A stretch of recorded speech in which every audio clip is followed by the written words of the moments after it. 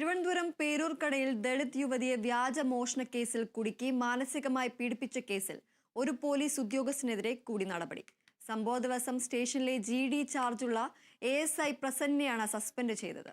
ബിന്ദുവിനോട് അസഭ്യം പറഞ്ഞത് പ്രസന്നനായിരുന്നു. കന്റോൺമെന്റ് AC-യുടെ റിപ്പോർട്ടിനെ തുടർന്നാണ് ഉദ്യോഗസ്ഥനെ സസ്പെൻഡ് ചെയ്തത്.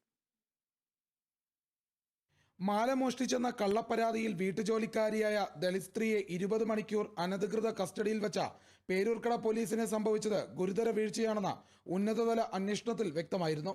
മോഷണം നടന്നുവെന്ന് ഉറപ്പാക്കാതെയും മോഷണം നടന്ന സ്ഥലം പരിശോധിക്കാതെയും പ്രതിയെ തീരുമാനിച്ചത് നിയമലംഘനങ്ങളിൽ പ്രധാനമായിരുന്നു. സ്ത്രീകളെ രാത്രിയിൽ അന്യായമായി കസ്റ്റഡിയിൽ വയ്ക്കരുതെന്ന ചട്ടം ലംഘിച്ച പോലീസ് ഭക്ഷണം പോലും നിഷേധിച്ചത് ക്രൂരമായ മനുഷ്യാവകാശ ലംഘനം കൂടിയായിരുന്നു. ഇതിൽ SI പ്രസാദിനെ ആദ്യ നടപടിയുടെ ഭാഗമായി സസ്പെൻഡ് ചെയ്തിരുന്നു.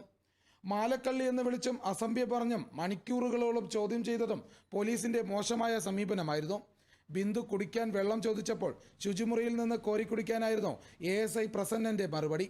പുലർച്ചെ 3:30 വരെ ചോദ്യം ചെയ്യൽ തുടർന്നു. കുറ്റം സമ്മതിച്ചില്ലെങ്കിൽ മക്കളെ കേസിൽ കൊടുക്കുമെന്ന് ഭീഷണിപ്പെടുത്തി. ചോദ്യം ചെയ്യലിന് ശേഷം പരാതിക്കാരിയുടെ വീട്ടിൽ തിരച്ചിലിനായി ബിന്ദുവിനെ കൊണ്ടുപോയി. തൊണ്ടി മുതൽ ലഭിക്കാതെ വന്നതോടെ തിരികെ സ്റ്റേഷനിൽ എത്തിച്ചു. സംഭവത്തിൽ SIക്ക് പുറമെ കൂടുതൽ പേർക്കെതിരെ നടപടി വേണമെന്ന് ബിന്ദു ആവശ്യപ്പെട്ട സാഹചര്യത്തിൽ ASI പ്രസന്നനെ സസ്പെൻഡ് ചെയ്തു.